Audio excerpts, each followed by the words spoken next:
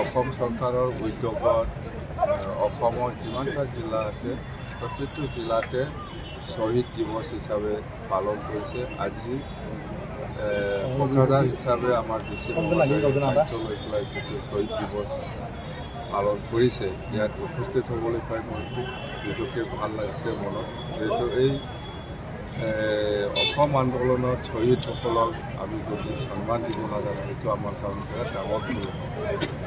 অসমৰ অস্তিত্বৰ স্বাৰ্থত, অস্তিত্ব ৰক্ষাৰ স্বাৰ্থত যি আন্দোলন হৈছিলে এটা সময়ত, এইটো চবেই জানে, আমি চবেই জানে, আমি দেখিছোঁ যে অসমৰ অৱস্থা এই সময়ত কি আছিল।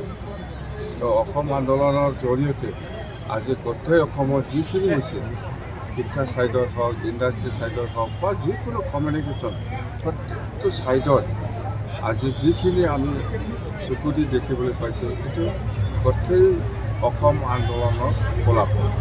সেইকাৰণে আমি এই শ্বহীদসকলক যদি আমি সন্মান দিব নাজানো, তেতিয়াহ'লে আমাৰ কাৰণে বিৰাট ডাঙৰ ভুল হ'ব। তো অসম চৰকাৰ হিচাপে আজি যিখিনি ডিষ্ট্ৰিক্ট ৱাইজত প্ৰগ্ৰাম হৈছে, এইটো আমাৰ কাৰণে বিৰাট গৌৰৱ কৰিব লগা আছে।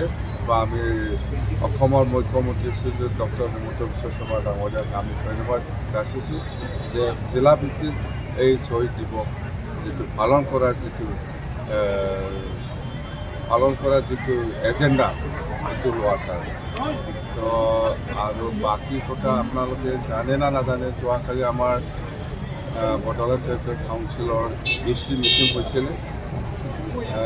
AC মিটিঙত আমাৰ বহুত এজেণ্ডা আছে। যেন হওক, ইয়াৰ ভিতৰত আমাৰ এটা চিৰিয়াছ এজেণ্ডা হৈছে যেনিবা 6 জনগোষ্ঠীৰ ক্ষেত্ৰত আমি যোৱাকালি আলোচনা কৰিছিলে। যিহেতু অসম চৰকাৰৰ মন্ত্ৰী বোৰ্ডে ক'ব না,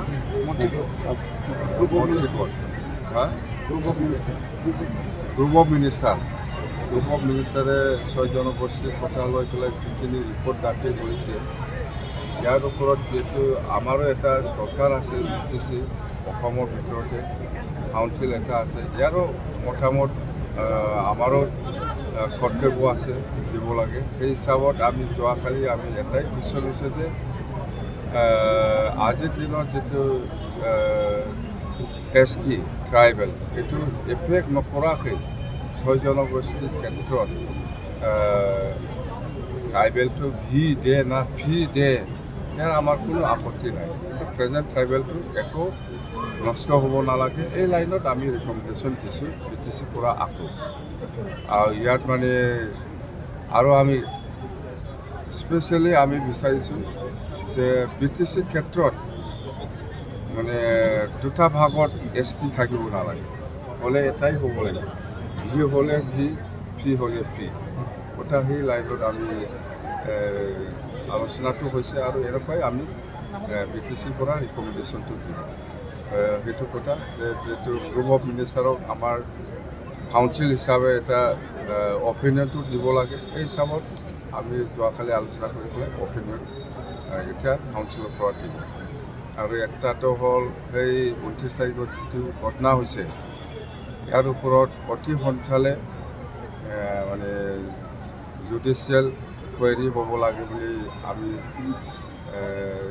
লিখি দিছোঁ। যোৱাকালি নহয়, ইয়াৰ আগতে আমি লিখি দিছোঁ জুডিচিয়েল ইনকুৱাৰী অতি সোনকালে হ'ব লাগে বুলি। এছেম্বলিৰ যিটো আমাৰ এছেম্বলিৰ ওপৰত যিটো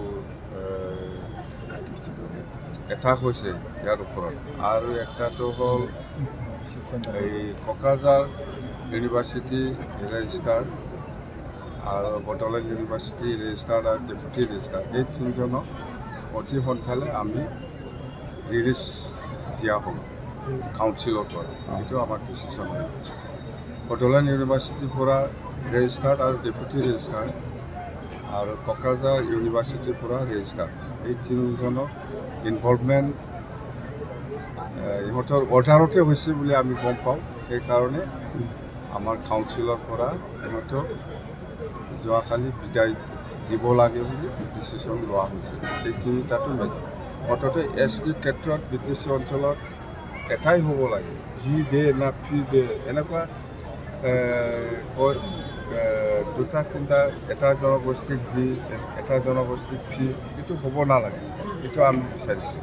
হ'লে এটাই হ'ব লাগে, সেইটো আমি মন্ত্ৰীগত যিটো গ্ৰুপ অফ মিনিষ্টাৰৰ যিটো কমিটি আছে সিহঁতক আমি আমাৰ অপিনিয়নটো দিছে। আৰু ইয়াৰ লগত government of India, tribal affairs বা এনেকুৱা যিখিনি মিনিষ্ট্ৰী আছে ইয়াতে আমি আমাৰ BTC ফালৰ পৰা যিখিনি অপিনিয়ন দিব লাগে এক্সিষ্টিং 6 জনগোষ্ঠীৰ ST দিয়াৰ ক্ষেত্ৰত সেইটো আমি যোৱাকালি কাউন্সিলে ডিচিশ্যন লৈ পেলাই দিছে।